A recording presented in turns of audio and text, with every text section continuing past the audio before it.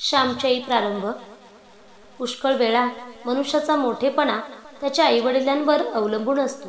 त्याचे पुढचे बरे वाईट जीवन त्याच्या आईवडिलांवर अवलंबून असते. त्याच्या बऱ्या वाईटचा पाया लहानपणीच भरला जात असतो. पाळण्यात असतानाच, आईच्या अंगाखांद्यावर खेळत असतानाच पुढील जीवनाच्या विकासाचे बी पेरले जात असते. मोठेपणा याचा अर्थ जगातील काही व्यक्तींच्या ओठांवर आपले नाव काही काळ नाचणे असा मी करीत नाही. हिमालयाच्या दऱ्याखोऱ्यात असे प्रचंड व गगनचुंबी वृक्ष असतील की ज्यांची नावे जगाला माहीत नाहीत. रानावनातील कान्याकोपऱ्यात असे एखादे रमणीय व सुगंधी फूल फुललेले असेल की ज्याचा पत्ता कोणाला लागलेला नाही. समुद्राच्या पोटात अशी गोलबंद व पाणीदार मोती असतील की ज्यांची जगास वार्ता नाही. पृथ्वीच्या पोटात ताऱ्यांसारखे तेजस्वी हिरे असतील, परंतु मानवजातीस त्याचे अद्यापी दर्शन नाही. वर अनंत आकाशात असे अनंत तारे असतील की जे पल्लेदार दुर्बिणीतूनही अजून दिसले नाहीत. मोठेपणा याचा अर्थ जगाला माहीत असणे असा मी करीत नाही. मी निर्दोष होत आहे, हळूहळू उन्नत होत आहे, ही जाणीव ज्याला आहे तो मोठाच होत असतो. मोठा होत जाण्याची ही प्रवृत्ती व्यक्तीच्या ठिकाणी आईवडीलच उत्पन्न करतात. आईवडिलांकडून मिळालेली ही ईश्वरी देणगी होय. मायबापच कळत वा न कळत मुलाला लहान किंवा मोठा करीत असतात. मनुष्य जन्मतो त्याच्या पूर्वीच त्याचे शिक्षण सुरू झालेले असते. आईच्या पोटात गर्भरूपाने जीव आला त्याच्या पूर्वीच त्याच्या शिक्षणाची तयारी झालेली असते.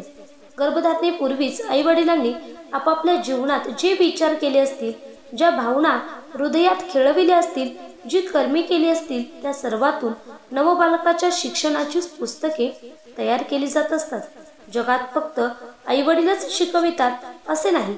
आजूबाजूचे सारे जग, सारी सजीव निर्जीव सृष्टी शिकवित असते, परंतु या आजूबाजूच्या सृष्टीतून काय शिकावे हे आईवडील शिकवितात. मुलांच्या शिक्षणात जास्तीत जास्त वाटा आईवडिलांचा असतो व त्यातही आईचा अधिक. आईच्या पोटातच मुळी जीव राहिला, आईशी एकरूप होऊनच जीव बाहेर पडला, जणू तिचाच होऊन बाहेर आला. बाहेर आल्यावरही आईच्याच सानिध्यात त्याचा लहानपणी तरी बहुतेक वेळ जातो.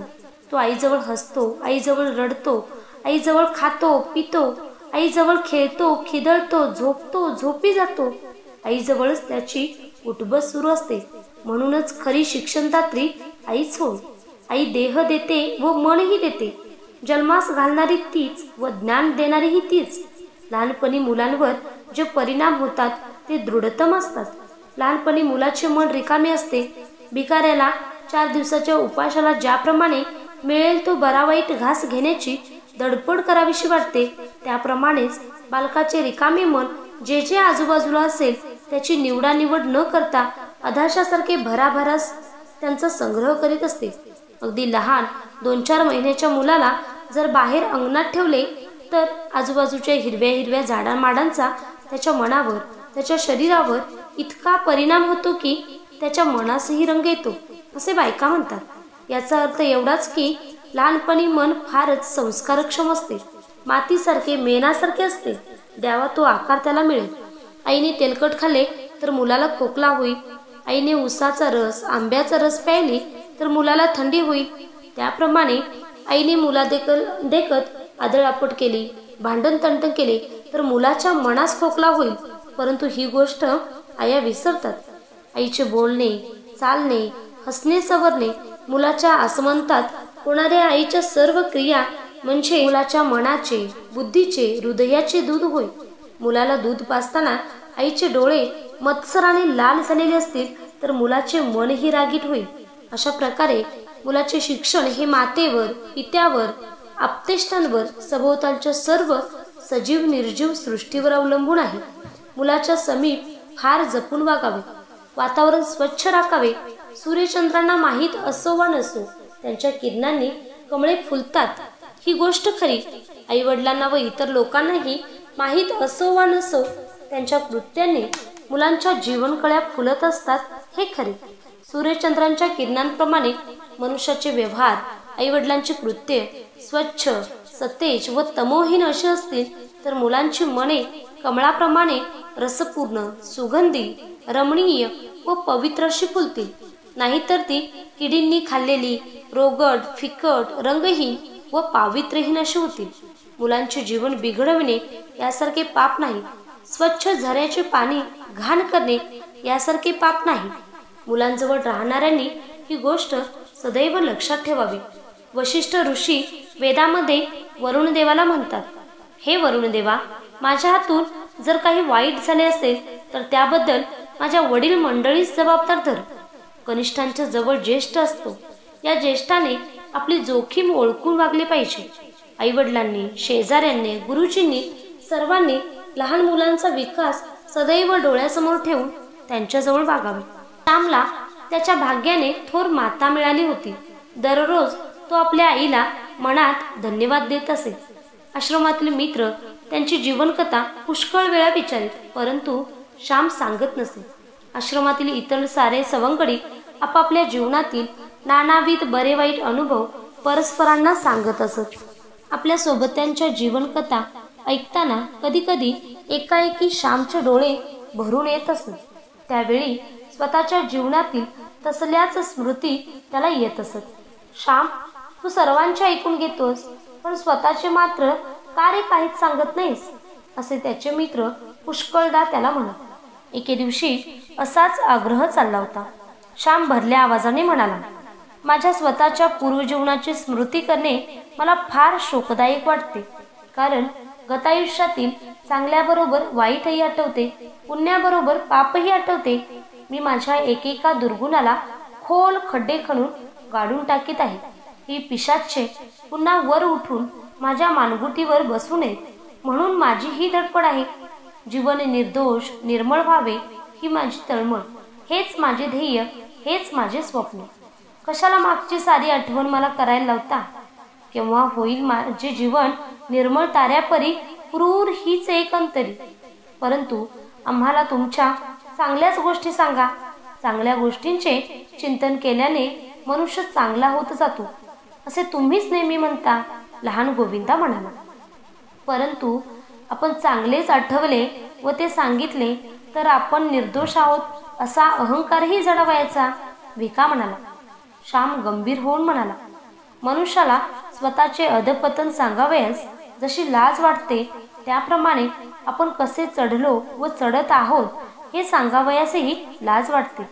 आत्मप्रौढीचा शब्दही माझ्या तोंडून बाहेर न येऊ अशी देवाला माझी प्रार्थना असते. नारायण जरा हसत म्हणाला, मी निरंकारी आहे याचाच एखाद वेळेस अहंकार व्हावयाचा. मी आत्मप्रौढी सांगत नाही असे म्हणण्यातच आत्मप्रौढी येऊन जावयाची. श्याम म्हणाला, या जगात जपावे तेवढे थोडेच. ठाई ठाई मोह आहे, कोसळावयास कडे आहेत. शक्यतोवर जपावे, यत्न करावे, प्रामाणिकपणे झटावे, आत्मवंचना करू नये.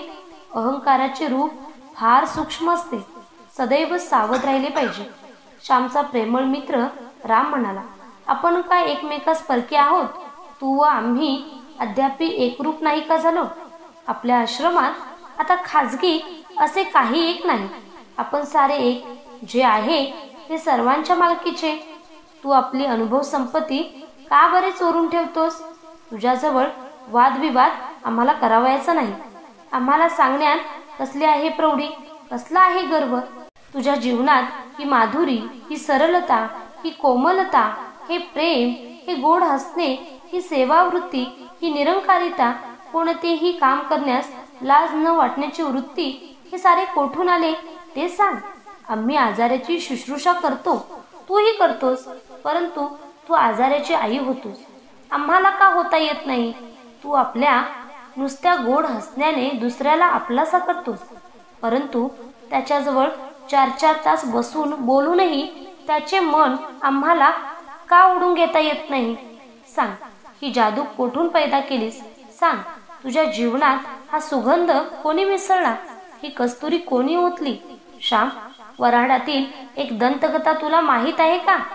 एकदा वऱ्हाडात एका श्रीमंत व्यापाऱ्याचे टोलेजंग घर बांधले जात होते. त्यावेळेस एक नेपाळी कस्तुरी विक्या तेथे कस्तुरी विकाव्यास आला. श्रीमंत व्यापाऱ्याने त्या कस्तुरी विक्यास भाव विचारला. तो कस्तुरी विक्या तिरस्काराने म्हणाला, तुम्ही दक्षिणेतील गरीब लोक काय घेणार कस्तुरी? पुण्याला जाऊन काही खपली तर पाहावयाचे. त्या श्रीमंत व्यापाऱ्यास राग आला. तो म्हणाला, तुझी सारी कस्तुरी मोज, त्या मातीच्या गाऱ्यात मिसळून देतो. कस्तुरीच्या भिंती दक्षिणेतील लोक बांधतात असे उत्तरेत जाऊन सांग. त्या व्यापाऱ्याने सारी कस्तुरी खरेदी केली व गाऱ्यात मिसळून दिली. वऱ्हाड्यातील त्या घराच्या भिंतींना अजूनही कस्तुरीचा वास येतो असे सांगतात.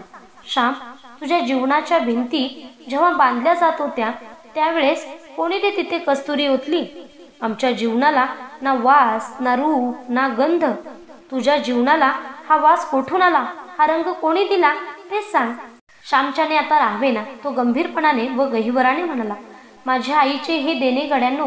माझ्यात जे काही चांगले आहे ते माझ्या आईचे आहे. आई माझा गुरु, आई माझी कल्पतरू. मला तिने सारे काही दिले.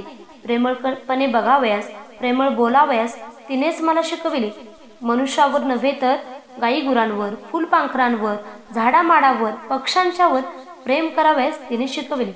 अत्यंत कष्ट होत असतानाही तोंडातून ब्र न काढता शक्यतो आपले काम उत्कृष्टपणे करीत राहणे हे मला तिनेच शिकविले.